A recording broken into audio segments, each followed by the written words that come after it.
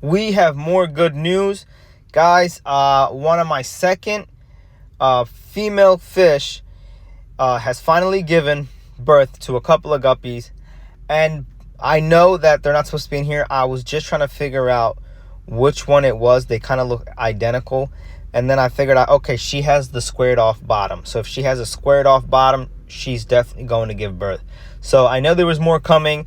So and I was just checking to see if there was more babies. I was looking around. I saw a total of 5 to 6 babies, and I seen them chasing and trying to eat some. So I caught them up, and I put them in here with their brothers now. And also I put her in a tub.